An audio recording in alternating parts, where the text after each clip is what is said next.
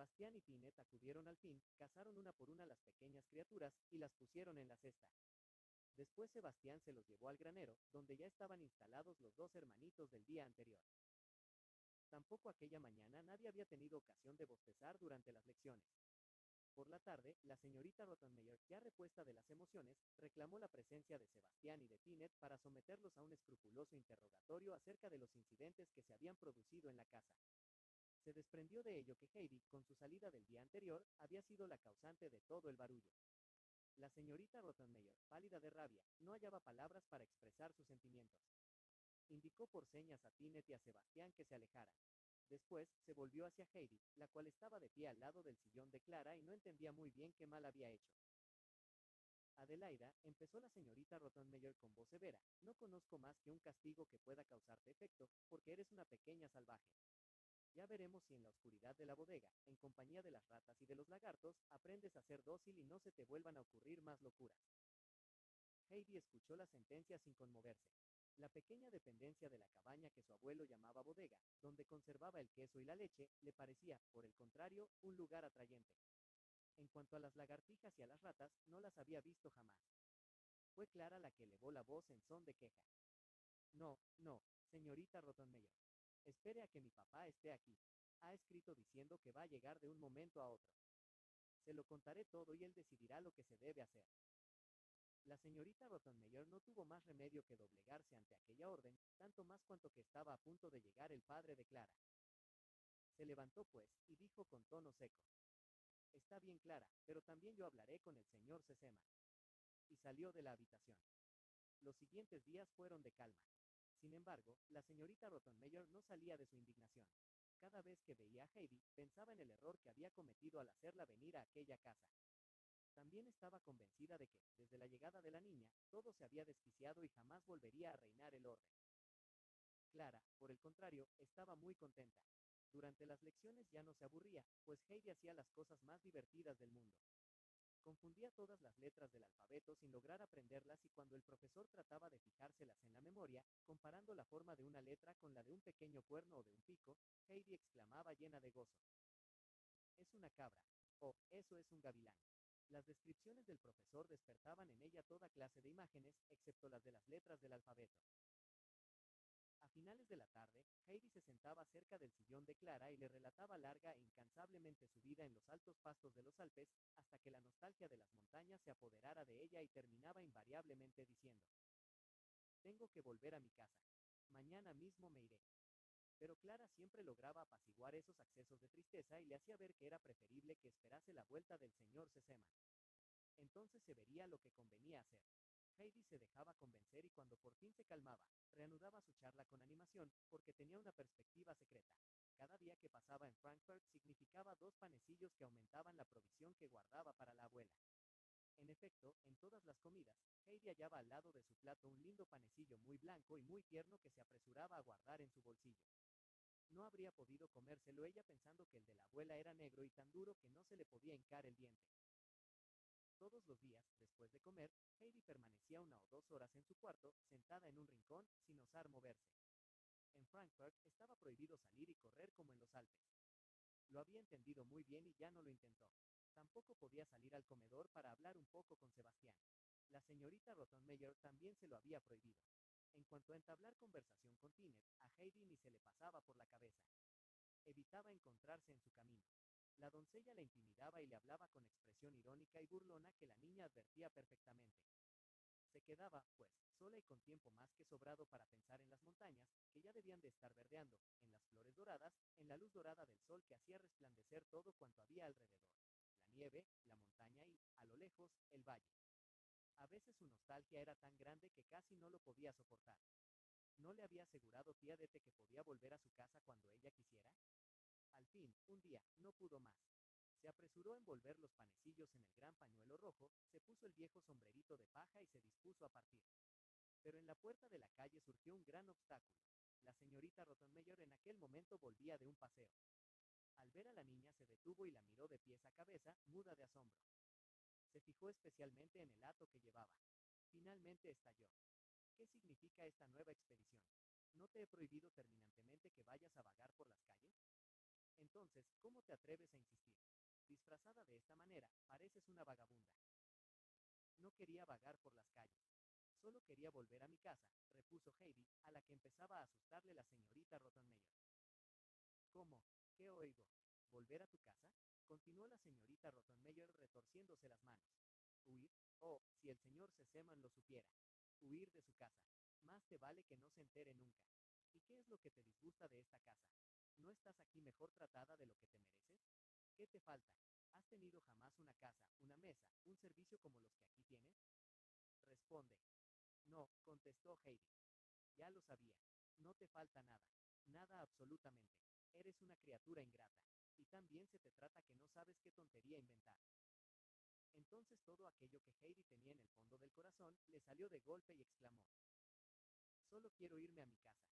Porque cuando yo no estoy, Blancanieves está triste, y la abuela me espera, y Pedro pegará a Cascabel si no recibe su porción de queso. Además, aquí no se puede ver el sol ni decir buenas noches a las montañas.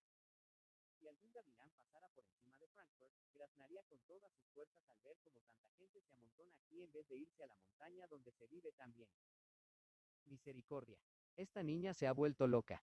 Gritó la señorita Rottenmeier lanzándose escaleras arriba, donde chocó violentamente contra Sebastián, que bajaba. Haga subir enseguida a esta desgraciada criatura. Exclamó frotándose la frente. Sí, sí, está bien, enseguida voy, contestó Sebastián frotándose el mismo sitio, porque el golpe había sido duro. Heidi no se había movido. Sus ojos fulguraban. Estaba presa de una emoción tan violenta que le temblaba todo el cuerpo. Vaya, ¿nos hemos metido en otro lío? Preguntó Sebastián sonriendo, pero cuando vio la expresión de Heidi, que parecía tan trastornada, le dio un amistoso golpecito en la espalda y la consoló. Va, no lo tome tan a pecho, señorita. Más vale reírse. A mí la señorita Rottenmeier también me trata severamente, pero no hay que dejarse intimidar. Veo que la señorita no quiere moverse. Vamos, tenemos que subir, ella lo ha mandado. Heidi obedeció y subió la escalera, pero lentamente y sin hacer ruido, lo que estaba fuera de sus costumbres. Sebastián sentía pena por ella e intentaba darle ánimos. No se deje abatir, no se ponga triste, usted siempre ha sido tan valiente y razonable. Y jamás ha llorado desde que está en nuestra casa. En cambio, otras pequeñas señoritas de su edad suelen llorar una docena de veces al día, ya se sabe. Además, están los gatitos. Si los viera, corren y juguetean como locos. Iremos juntos a verlos, cuando esa dama se haya marchado, ¿de acuerdo? Heidi asintió con la cabeza tan tristemente que a Sebastián se le encogió el corazón y le dirigió una mirada compasiva mientras ella iba a su cuarto. Durante la cena, la señorita Rottenmeier no despegó los labios, pero la miraba frecuentemente con recelo, como si temiera verla hacer de un momento a otro alguna trastada. Pero Heidi, después de haberse guardado, como todos los días, el pan en el bolsillo, permaneció inmóvil y silenciosa sin comer ni beber. A la mañana siguiente, cuando el profesor apareció en lo alto de la escalera, la señorita Rottenmeier le condujo al comedor con aire misterioso y, presa de una gran agitación, le expuso sus preocupaciones. Tenía fundados motivos para creer que la niña no andaba bien de la cabeza, ya por el cambio de aire y de costumbres, ya a causa de las nuevas impresiones recibidas. Y le contó el intento de fuga de la niña y las extrañas palabras que profirió. Pero el profesor la tranquilizó, asegurándole que si por una parte, había en efecto observado en Adelaida ciertas excentricidades, por otra también pudo comprobar que tenía mucho sentido común merced al cual, poco a poco y en un desenvolvimiento gradual de sus facultades, podía esperarse restablecer el equilibrio espiritual de la niña. Lo que a él le inquietaba más era que no pudiera llegar al fin del alfabeto, mostrándose incapaz de aprender las letras. Tras esta conversación, la señorita Rottenmeier se sintió más tranquila y mandó al profesor junto a sus alumnas.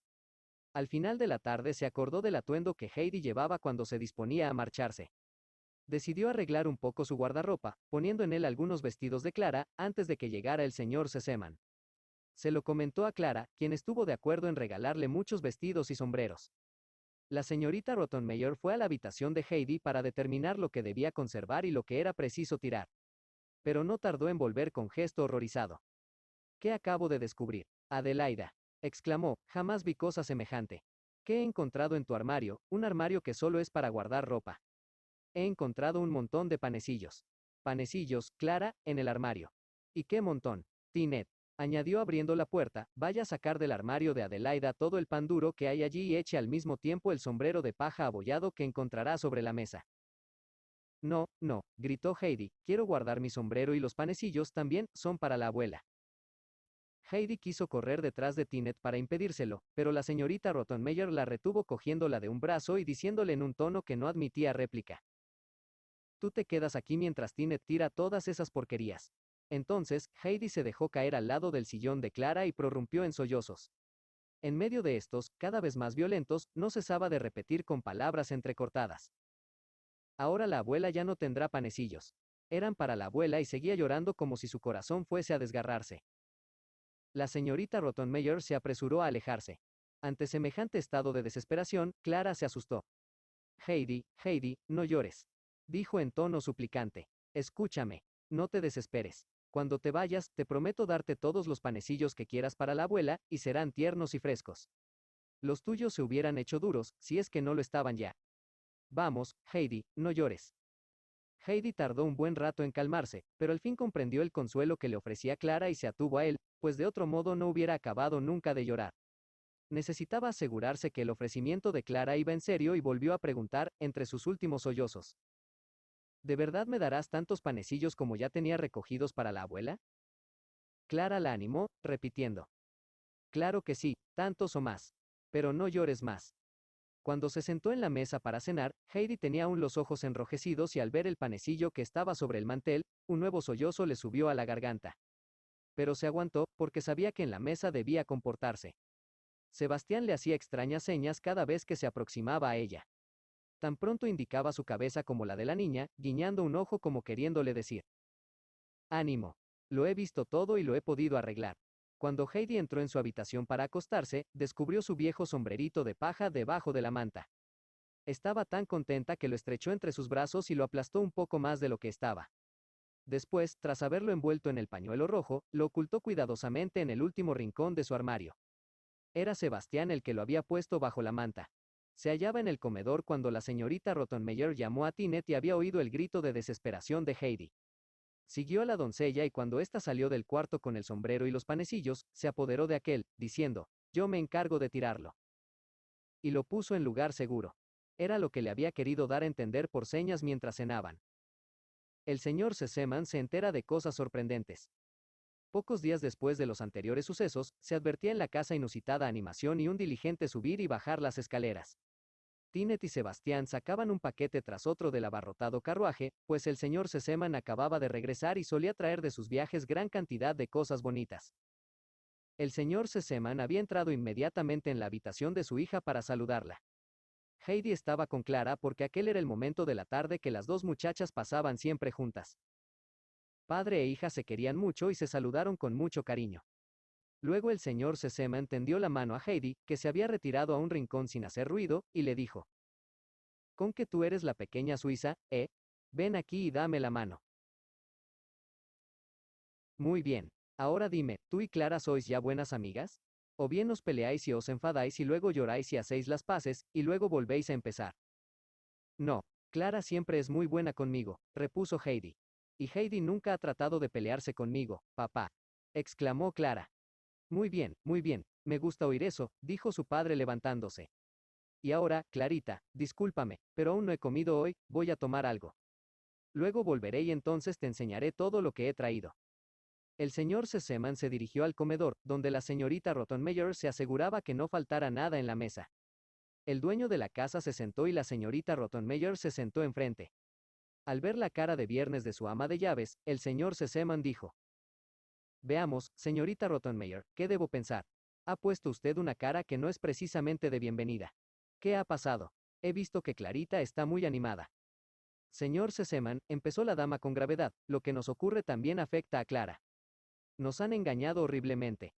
«¿Cómo?», preguntó el señor Sesemann, bebiendo tranquilamente un poco de vino. «Habíamos decidido, como usted sabe, señor Sesemann, buscar para Clara una compañera y como sé muy bien cuánto le interesa a usted que a su hija la rodeen solo amistades nobles y superiores, había yo pensado en una niña suiza, porque esperaba ver a uno de aquellos seres sobre los que tanto he leído y que, nacidos en el puro ambiente de la montaña, atraviesan la vida, por decirlo así, sin pisar la tierra. A mí me parece», observó el dueño de la casa, «que las niñas de Suiza también han de tocar los pies en el suelo para caminar, porque, de otro modo, les hubiesen crecido alas en vez de pies». «Oh, señor Sesemann, usted ya entiende lo que quiero decir», siguió la dama. Yo me refería a uno de esos seres puros de las altas montañas que pasan por nuestro lado como un espíritu ideal. Pero señorita Rottenmeier, ¿qué quiere que haga mi hija con un espíritu ideal? Señor Sesemann, yo hablo en serio, la cosa es más grave de lo que usted cree. He sido engañada, horriblemente engañada. Pero ¿dónde está el engaño? Esta niña me ha parecido muy agradable, observó tranquilamente el señor Sesemann. Si supiera, señor Sesemann, qué gente y qué animales ha traído esa niña a casa. Y no le cuento más.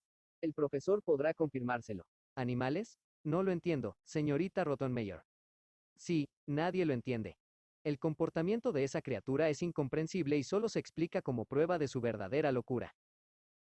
Hasta aquel instante, el señor Sesemann no había tomado en serio al ama de llaves, pero sus últimas palabras le impresionaron. Accesos de locura. Eso podía tener consecuencias graves para su hija. Observó con atención a la señorita Rottenmeier, como si quisiera comprobar que no era ella misma la que estaba volviéndose loca. En aquel momento se abrió la puerta y Sebastián anunció la llegada del profesor. Ah, aquí está nuestro querido señor profesor. Él podrá aclararnos un poco la situación, exclamó el señor Sesemann al verlo entrar. Venga, siéntese a mi lado. Y le tendió la mano. El señor profesor tomará una taza de café conmigo, señorita Rottenmeier. Siéntese, querido amigo, y nada de cumplimientos. Y ahora dígame, ¿qué pasa con la niña que ha venido a esta casa como compañera de mi hija y a la que usted también da clases? ¿Qué es eso de los animales que, al parecer, ha introducido en esta casa? ¿Y qué opina usted de sus facultades mentales? El profesor primero tuvo que expresar su alegría por el regreso del señor Sesemann y darle la bienvenida, causa y motivo de su visita, pero el señor Sesemann le volvió a rogar que contestara a las preguntas que le preocupaban. El profesor empezó a decir: si he de dar mi humilde opinión acerca de la personalidad de esa niña, haré, ante todo, constar que si, por un lado, se advierte en ella cierta carencia en su desarrollo, causada por una educación en mayor o menor grado descuidada, o mejor dicho, por una instrucción retrasada excesivamente y el aislamiento propio de la vida en los Alpes, aunque no se puede censurar completa y totalmente este género de vida, sino que, por el contrario, presenta sus ventajas y sin duda ejerce una excelente y saludable influencia dentro de un límite de tiempo razonable. Mi querido señor profesor, le interrumpió el señor Sesemann, usted se toma demasiada molestia para explicármelo con claridad. Dígame simplemente si esa niña le ha asustado también a usted con los animales que ha traído aquí, y sobre todo qué le parece como compañera de mi hija. No quisiera en modo alguno perjudicar a esa niña, prosiguió el profesor, pues si, por un lado, puede decirse que carece de experiencia de la sociedad, lo que se explica por la vida más o menos salvaje que llevaba antes de trasladarse a Frankfurt, traslado que podrá ejercer cierta influencia sobre el desarrollo de esa criatura, la cual es, por decirlo así, totalmente o cuando menos en gran parte inculta, aunque por otra parte esté dotada de talentos incuestionables que dirigidos por una mano diestra. Perdóneme un momento, señor profesor, le ruego que siga, tengo que. He de ver ahora mismo a mi hija. Y dicho esto, el señor Sesemann se fue y no volvió. En la sala de estudio se sentó al lado de su hija. Heidi se había levantado. El padre de Clara se volvió hacia ella y le dijo: oye, pequeña, ve a buscarme, espérate, ve a buscarme. El señor Sesemann no daba con aquello que le hacía falta, pero quería alejar a Heidi un ratito. Eso es, ve a buscarme un vaso de agua. ¿Agua fresca? Preguntó Heidi. Sí, sí, muy fresca, contestó el señor Sesemann. Heidi desapareció. Y ahora, querida hija, dijo el padre de Clara, acercándose más a ella y tomando entre sus manos la de ella, dime tú claramente, ¿qué animales son esos que tu amiga ha traído a casa y por qué cree la señorita Rottenmeier que la pequeña no está bien de la cabeza? ¿Lo sabes tú? Clara lo sabía muy bien, porque la asustada dama le había comentado las frases incoherentes de la niña, que, sin embargo, para ella tenían sentido. Contó, pues, a su padre la historia de los gatitos y la tortuga que tanto habían asustado a la señorita Rottenmeier y explicó lo que Heidi había dicho. El señor Sesemann se echó a reír de corazón. Entonces, ¿no quieres que mande a la pequeña a su casa? ¿No estás cansada de ella? Preguntó por último. Oh, no, papá, no hagas eso, exclamó Clara. Desde que Heidi está aquí, todos los días sucede algo, y es muy divertido, antes nunca pasaba nada, y además Heidi me cuenta muchas cosas bonitas. Está bien, Clarita. Ahí vuelve tu amiguita. ¿Qué, has encontrado agua fresca? Preguntó el señor Sesemann al ofrecerle la niña el vaso. Sí, es fresca, de la fuente, contestó Heidi. ¿Es que has ido tú sola a la fuente, Heidi? Preguntó Clara. Sí, por eso es tan fresca, pero he tenido que ir muy lejos, porque en la primera fuente había mucha gente. Entonces bajé toda la calle, pero en aquella fuente también había gente, y entonces me fui a otra calle y de la fuente que hay allí tomé el agua. Allí vi a un señor de cabello blanco, que manda sus saludos al señor Sesemann. Buena expedición has hecho, dijo riendo el señor Sesemann. ¿Y quién es el señor que manda saludos? Pasó por la fuente, se detuvo y me dijo, puesto que tienes un vaso, dame de beber. ¿A quién llevas el agua? Y yo le dije, al señor Sesemann. Entonces él se rió mucho y dijo que le saludara a usted y que le dijera que este vaso de agua le iba a hacer mucho bien. Ah, sí, ¿quién será que me envía tan amable saludo? Dime, ¿cómo era ese señor? Preguntó el señor Sesemann. Reía amablemente y llevaba una gran cadena de oro con una cosa que colgaba, como una gran piedra roja, y llevaba un bastón con una cabeza de caballo. Es el doctor. Es nuestro buen amigo, el doctor, exclamaron padre e hija al unísono, y el señor Sesemann se rió para sus adentros, pensando en las reflexiones que haría sobre el nuevo modo de proveerse de agua. Por la noche, cuando se encontró a solas con la señorita Rottenmeier para hablar de ciertos asuntos domésticos, el señor Sesemann le informó de que había decidido retener en casa a la pequeña compañera de su hija, porque había podido comprobar personalmente que era una niña por completo normal y que su compañía le resultaba más agradable a Clara que ninguna otra. Deseo, pues, añadió acentuando las palabras, que esa niña sea tratada siempre con cariño y que sus originalidades no sean consideradas como delitos. Por otra parte, si usted no sabe cómo manejar a la niña, pronto tendrá un auxilio en la persona de mi madre, que pasará algún tiempo en esta casa. Y usted sabe por experiencia que mi madre se entiende con todo el mundo, ¿no es verdad, señorita Rottenmeier? Sin duda alguna, señor Sesemann, respondió la dama, pero no parecía aliviada con la perspectiva de esta ayuda. El señor Sesemann disponía de pocos días para permanecer al lado de su hija. Al cabo de 2 semanas tuvo que volver a París, a donde le llamaban sus negocios. Consoló a su hija apenada por esta nueva ausencia suya, anunciándole la próxima llegada de la abuela. En efecto, apenas había salido de Frankfurt, llegó una carta de la señora Sesemann informando que salía de su vieja propiedad de Holstein y pensaba llegar a Frankfurt al día siguiente. Pedía que se mandara el coche a la estación. Esta noticia alegró mucho a Clara y enseguida se puso a contar a su pequeña compañera tantas cosas acerca de la señora Sesemann, que desde aquella misma tarde, Heidi comenzó a hablar también de la llegada de la abuelita. La señora Rottenmeier, que la oyó, le echó una mirada severa. Heidi no hizo caso, ya que se había acostumbrado a esta permanente muestra de desaprobación por parte del ama de casa. Más tarde, cuando iba a acostarse, la señorita Rottenmeier la hizo entrar en su habitación y le dijo que ella no había de llamar jamás abuelita a la señora Sesemann, sino únicamente señora. ¿Has comprendido bien? Le dijo a Heidi, que la miraba un poco sorprendida. La señorita Rottenmeier le devolvió una mirada que no admitía ninguna réplica, por lo que Heidi no dijo nada más y se fue a su habitación. La abuela de Clara. A juzgar por los preparativos que ocuparon todo el día siguiente, se veía claramente que la persona esperada debía jugar un papel importante en la casa y que todos sentían por ella el mayor respeto. Tinet se había puesto su toca más blanca, y Sebastián repartió un montón de escabeles por toda la casa, de manera que la señora Sesemann encontrara siempre alguno dispuesto para sus pies, donde quiera que se sentara. La señorita Rottenmeier recorría todas las habitaciones más tiesa y más severa que nunca, como si con ello quisiera dar a entender que, si bien iba a llegar una nueva autoridad, ella aún no estaba dispuesta a ceder la suya. El coche se paró delante de la casa, y Tinet y Sebastián se precipitaron escaleras abajo. La señorita Rottenmeier le siguió con lentitud y dignidad. No ignoraba que ella también tenía que estar ahí para recibir a la señora Sesemann. Heidi había sido enviada a su habitación, con la orden de permanecer en ella hasta que la llamasen, porque era seguro que la vieja dama iría primero a la habitación de Clara y querría verla a solas. Heidi se sentó pues en un rincón de su cuarto y trató de recordar todas las recomendaciones que le habían hecho. Al cabo de poco rato, Tinet entreabrió la puerta y le gritó con la acostumbrada sequedad: «Vaya a la sala de estudio». Heidi obedeció inmediatamente. Al entrar en la sala de estudio, la abuela la acogió con una bondadosa sonrisa y, tendiéndole la mano, le dijo: «Aquí tenemos a nuestra pequeña. Ven, acércate, que te vea bien». Heidi se acercó y dijo con su voz muy clara: «Buenos días, señora abuelita». «¿Por qué no, después de todo?», exclamó riendo la señora Sesemann. «¿Se dice así en tu casa? ¿Lo has oído en las montañas de tu país?». «No, allí nadie se llama así», respondió Heidi con la mayor seriedad. «Y aquí tampoco, hija mía», continuó la abuela, riéndose de nuevo y acariciándole la mejilla. «No lo digas más. Para los niños solo quiero ser la abuelita. Llámame así, te acordarás, ¿verdad?». «Oh, sí, sí», exclamó Heidi. si antes ya lo decía así. Ah, ya entiendo, contestó la abuela, moviendo la cabeza con una sonrisa maliciosa. Luego examinó atentamente a Heidi y de cuando en cuando volvía a mover la cabeza. Heidi la miraba derecho a los ojos. Había en la mirada de la anciana algo bondadoso que conmovía profundamente a la niña. La abuela entera le agradaba tanto que no podía quitarle los ojos de encima. Tenía una hermosa cabellera blanca cubierta de una toca de puntillas que encuadraba el rostro. Muy especialmente le gustaban a Heidi las dos cintas que flotaban a ambos lados de la cabeza como si una ligera brisa soplara constantemente alrededor de la anciana.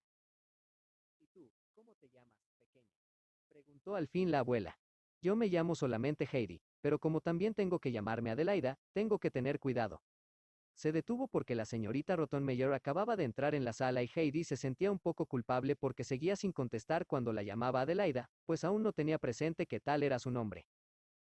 La señora Sesemann convendrá, dijo la señorita Rottenmeier, que era preciso elegir un nombre que se pudiera pronunciar sin sentirse incómodo, aunque solo fuese a causa de la servidumbre. Querida Rottenmeier, contestó la anciana, cuando una niña se llama Heidi y está acostumbrada a este nombre, pues se la llama así y nada más. No había nada que decir. La abuela tenía ideas propias y nadie podía hacerla cambiar. Era una mujer con sus 5 sentidos bien despiertos, que la edad no había debilitado aún, y desde el primer momento se había dado cuenta de lo que sucedía en aquella casa. Al día siguiente, cuando Clara, después de comer, fue a hacer la siesta, como de costumbre, la abuela se sentó a su lado y cerró los ojos durante unos minutos. Luego volvió a levantarse, alegre y despierta, y se fue al comedor. No había nadie en él. Debe de dormir, se dijo la anciana, dirigiéndose a la habitación de la señorita Rottenmeier. Allí llamó enérgicamente a la puerta. Al cabo de unos segundos, el ama de llaves apareció y se echó atrás, un poco asustada ante la inesperada visita. Quería saber dónde se encuentra la niña a estas horas y qué hace, dijo la señora Sesemann. Está en su cuarto, donde podría ocuparse útilmente si tuviese el menor instinto de actividad. Si usted supiera, señora, las ideas que le pueden pasar por la cabeza y que, a veces, lleva a cabo. Ideas que apenas me atrevería a mencionar en la buena sociedad. Pues si yo tuviera que estar encerrada en una habitación como esta niña, se lo puedo asegurar, haría lo mismo. Y a ver si usted podía contarlo en sociedad. Ahora vaya a buscar a la niña y llévela a mi habitación. Quiero enseñarle unos libros muy bonitos que he traído. Precisamente eso es lo que quería decir, exclamó la señorita Rottenmeier. ¿Qué hará ella con esos libros? Desde que está aquí, ni siquiera ha logrado aprender el ABC. No hay medio de hacerle comprender la menor cosa. El señor profesor se lo dirá. Si además de ser una excelente persona no tuviera la paciencia de un ángel, hace mucho tiempo que hubiera renunciado a las lecciones. Ah, sí, me extraña mucho, porque Heidi no tiene aspecto de alguien que no pueda aprender las cosas y menos el ABC, observó la señora Sesemann. Pero ahora, señorita Rottenmeier, haga el favor de ir a buscarla, de momento podrá mirar los dibujos.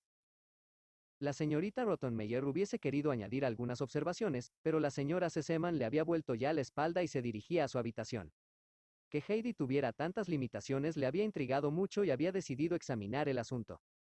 Sin embargo, no quería interrogar al profesor, al que, naturalmente estimaba mucho, pero a quien esquivaba para no enfrascarse en una conversación con él, ya que difícilmente soportaba su rara manera de expresarse. Heidi compareció ante la abuela y abrió mucho los ojos al ver las magníficas ilustraciones de los grandes libros que ésta había traído. De pronto dio un grito.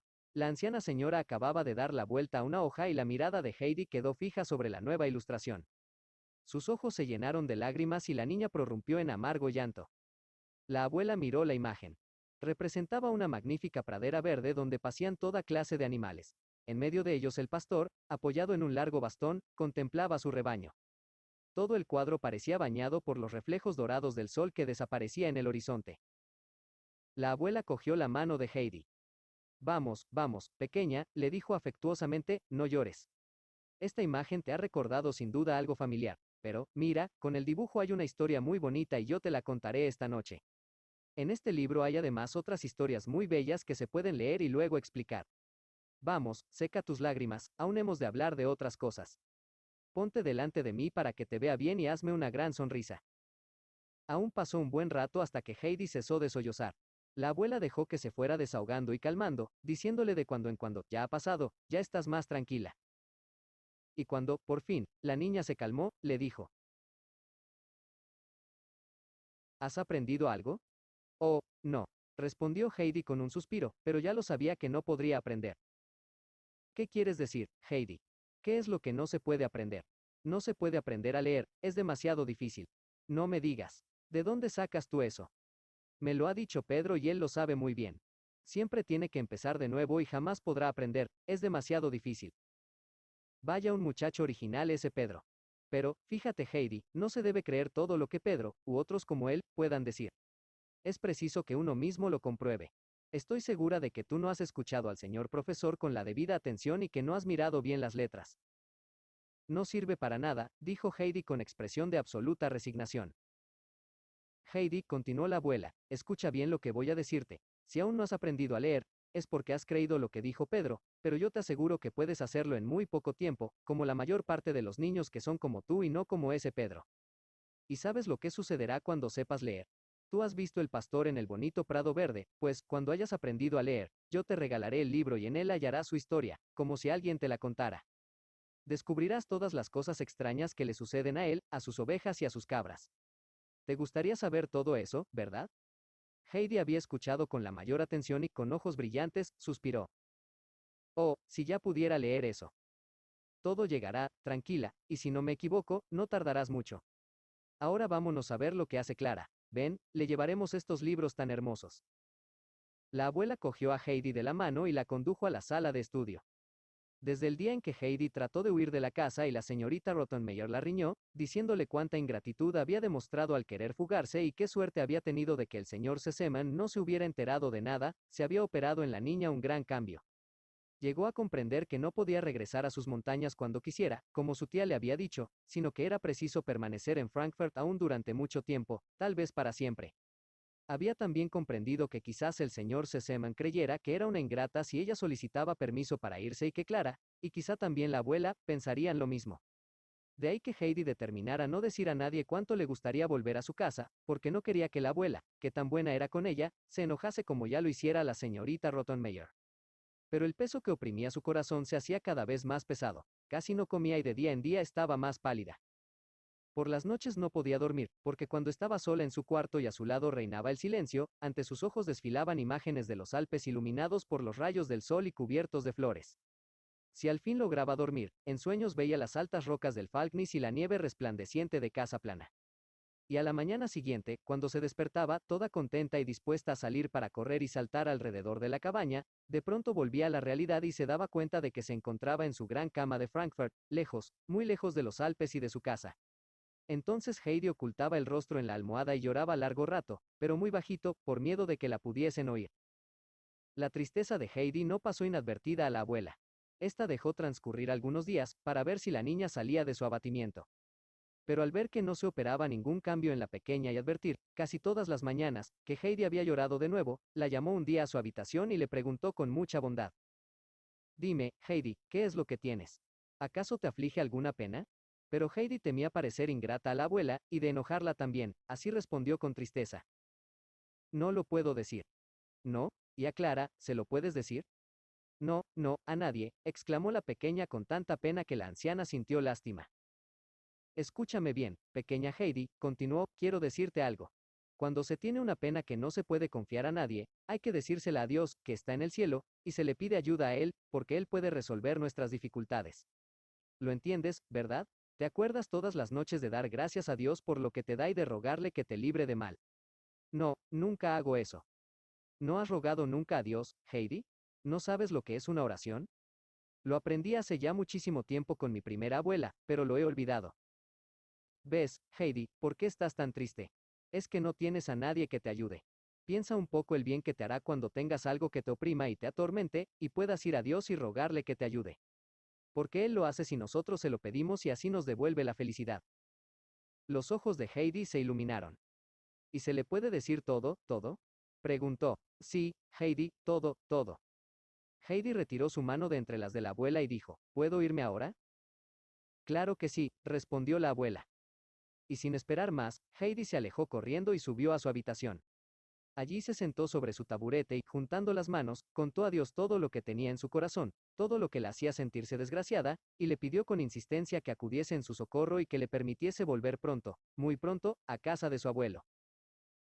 Había transcurrido desde aquel día, poco más o menos, una semana, cuando el profesor pidió permiso para ver a la señora Sesemann, pues deseaba tener con ella una conversación acerca de un hecho muy singular. La anciana señora lo recibió y le tendió amistosamente la mano cuando entró. Querido señor profesor, sea usted bienvenido, le dijo, y siéntese aquí a mi lado. Dígame lo que le trae aquí. Nada grave, ninguna queja, espero. Al contrario, señora, empezó el profesor, ha sucedido algo que en modo alguno podía yo esperar, algo que sorprendería a cualquiera que estuviera al corriente de lo acontecido con anterioridad, pero es preciso convenir que según las reglas de la lógica esto era completamente imposible, aunque, sin embargo, ha ocurrido y del modo más maravilloso, cosa que precisamente está en contra de lo que cabía esperar. Es que, por casualidad, Heidi ha aprendido a leer, señor profesor. Le interrumpió la señora Sesemann. El profesor la miró, mudo de estupefacción. Realmente es algo maravilloso, dijo al fin, no solo porque después de todas mis detalladas explicaciones y el trabajo extraordinario que me había tomado, la niña no había podido aprender el ABC, sino que ahora lo ha aprendido en tan poco tiempo, precisamente en el momento en que yo había decidido renunciar a las explicaciones para enseñarle las letras sin más. Ella ha aprendido a leer, por decirlo así, de la noche a la mañana, y esto con una corrección que raras veces se encuentra en los principiantes. Y lo que también me parece muy notable, señora, es que usted haya considerado como probable un hecho cuya realización parecía tan imposible. Muchas cosas extraordinarias pasan en la vida, respondió la señora Sesemann sonriendo satisfecha, hay también con frecuencia felices coincidencias. El encuentro de dos hechos, como, por ejemplo, un nuevo afán en el discípulo y un nuevo método por parte del maestro. Ambas cosas tienen indudablemente algo bueno, señor profesor. Ahora ya podemos alegrarnos de los progresos de la niña y esperar que continúen. Y, al decirlo, acompañó al profesor hasta la puerta y luego se apresuró a acudir a la sala de estudio para convencerse por sí misma de la buena noticia. En efecto, Heidi estaba sentada al lado de Clara y le leía un cuento. La niña misma parecía sorprendida de lo que le sucedía e impaciente por adentrarse en aquel nuevo mundo que se abría ante ella, ahora que las negras letras se animaban para convertirse en seres y cosas y contaban historias apasionantes. Por la noche, al sentarse a la mesa, Heidi encontró sobre su plato el gran libro con las hermosas láminas. Elevó hacia la abuela una mirada interrogante y la anciana le respondió con una sonrisa. Sí, ahora es tuyo. ¿Para siempre? ¿Aun cuando vuelva a los Alpes? Preguntó Heidi, roja de alegría. Sí, naturalmente, para siempre. Mañana empezaremos a leerlo. Pero tú no volverás a los Alpes, todavía, ¿verdad? Hasta dentro de unos años, exclamó Clara, debes quedarte conmigo para que no esté tan sola cuando la abuelita se marche.